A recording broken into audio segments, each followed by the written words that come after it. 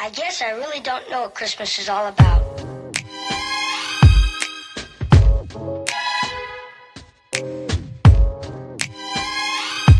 there anyone who knows what Christmas is all about?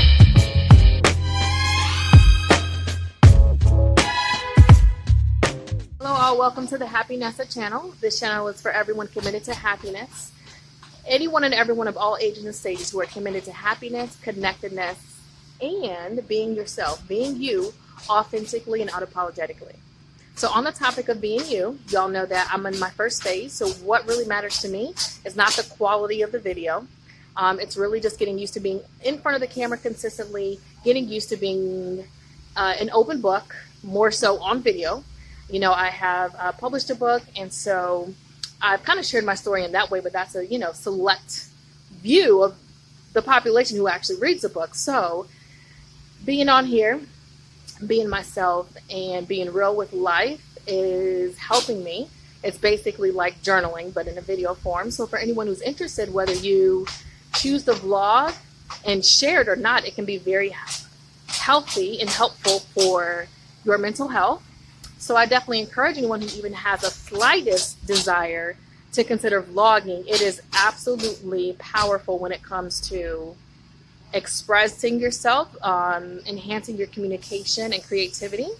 So again, you can do the vlogging and choose to keep the videos private and just kind of see it as a digital journal that you'll have forever, or you can be like me and do some vlogging and then actually share it with others, which helps because there's a lot that we see on the media that we see in life, and you got to do a lot of filtering to find out what's real. And so the more that people get on YouTube and get on other platforms and tell the truth about their life, that's helping all of us live a better life. So on the topic of living a better life, and on the topic of this channel, which again I mentioned is about happiness, connectedness, and being you, being authentic and not apologizing about it, not feeling shame about who you are and how it doesn't always fit into a box.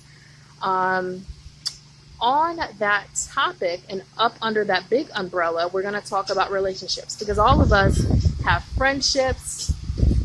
But I'm going to be honest, this video is more so about romantic relationships and long-term relationships and partnerships and marriages. So I'm going to focus on the 3 C's because, we can throw around a lot of words and get really intricate about it, but I think this is a great foundation. When you think about a relationship and its ability to last long term, I feel like you have to start with how many levels, what is the levels? Well, what I want to specifically say, how many, like I said, how many levels of compatibility are there? Not just surface level physical attraction, anyone can have that, but how many levels of compatibility are there? And then once you get beyond that surface, level compatibility, how deep is the compatibility? Because there's a lot of people that can come together for a short term, and like I said, have surface level compatibility or just have similar interests, but to live with someone day in and out and truly commit to them for the rest of your life, you're going to want to make sure that y'all are compatible on multiple levels.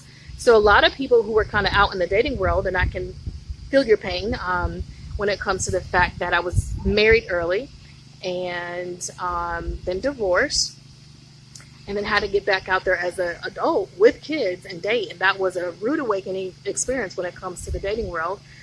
But what I want to specifically say about that is compatibility. You can kind of screen. If you're someone that's dating right now, you can kind of filter and screen, which a lot of the platforms online help you do that.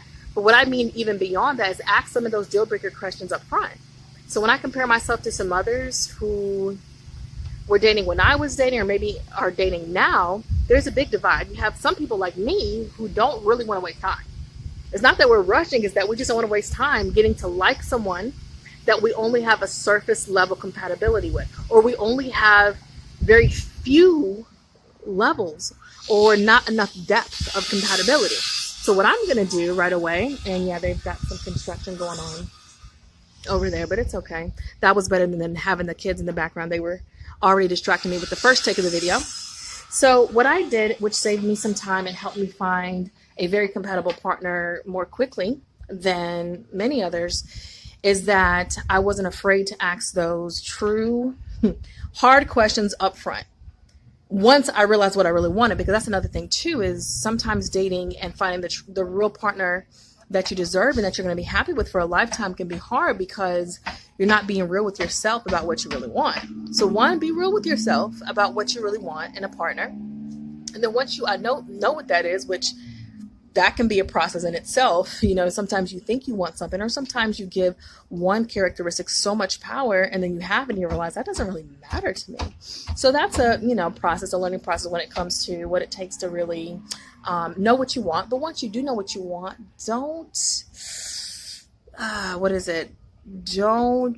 you want to be flexible and open-minded, but go ahead and have those deal breakers. Don't have 1,000 different deal breakers and, make the process difficult because you're trying to find a person that doesn't even exist. But for example, someone like me, I had already had 2 kids, but I felt in my spirit and definitely had it confirmed that I was meant to still grow my family. So a divorced woman with 2 kids, I need to be honest and upfront with that, because what is the point of me not telling the person that I'm, dating that I've already been married before, because that can really turn off some people. That can be a distraction point for some people. So being upfront with that, but also most importantly, do you want to be a step parent to the children that, I already have? And also, do you want to have more kids? So that, helped me eliminate potential partners when it comes to what is the realistic, the reality when it comes to, are they going to be able to be a good stepfather for the kids? And do they even want that in their life? So I don't know what yours are, but you got to find out what those, like I said, deal breaker questions are, deal breaker questions are, and don't be afraid to ask them up front and quickly so that you can save yourself time. Because if you're anything like me, what might happen is when you're dating, you'll get to know someone, and there's some different levels of compatibility, enough to keep you engaged. And then there's a lot going, but then the depth isn't there, or the really important things or thing isn't there. And then what? Now you kind of like this person. Now it's more difficult to let go. And you're back to square one. So compatibility is important. Compatibility, when I think about it, of course, we just talked about physical. That's the most basic, is, being physically attracted to someone. Compatibility with spirituality. So are you with someone who respects your approach to religion or spirituality? Or if you're not religious or spiritual, is that going to be okay? The whole, do you want to get married? The talk about kids, all of those things have to be a match. And that's just like the surface. But then when you go beyond the surface and those common and easy, not easy, that can be a difficult question to ask. But once you get beyond that, then you got to think about personalities. What is the likelihood that if I'm living with this person and raising kids with this person, that we are going to be happy and enjoy each other's company on a regular basis? Because anyone can come together for a date and for a short time period and have fun. I mean, it's easy. But to live with someone day in and day out for the rest of your life and raise kids with them, might want to make sure y'all know how to have fun. And I think knowing how to have fun comes with a nice balance. It's not that you two have to have the same personality. Of course, there's going to be some overlap in what you all enjoy, but it's a balance. It's like there needs to, of course, be that connection between what you all both enjoy, but there also needs to be the balance of, for example, I'll use me and Jay, my husband. I've been on this journey of not being so serious for a while now, and I definitely think I'm coming to the conclusion of really not taking life so seriously, because it's been so intense these last few years that I can't even afford to take it that seriously if I want to maintain my mental and physical health. And so I do realize that I've been able to be happy and productive and get things done, even with not being as serious serious, stressed, intense with life. So, but I still have a lot more seriousness and planning, I will say. More so, I'm a long-term planner. I have a lot of that left in me still. That is a skill set for my marriage. Jay, on the other hand, is uber laid back, but he's also very productive. He gets things done, but he's super laid back. He's been through a lot as well. So he kind of has already learned not to stress out life. And it makes us a great balance, because when I'm stressing out or overanalyzing, he's just like, look, it's not that serious. Sometimes he says that and it's like, dude, it might be this serious and I need you to at least empathize with me a little bit. But for the most part, it's a great balance, because when he's too laid back and we got to get things done, or there's a different planning approach than here, I can step it in. And then other times when I'm over planning and it's actually getting in the way of God's will being done, or something just coming up in the flow of things, and he's there to just teach me to go with the flow. So yeah, compatibility comes on so many different levels. And I've talked the whole video about compatibility when I had 2 other points. My 2 other points that I'll conclude with are communication. And that's a common one that you hear about all the time. Communication.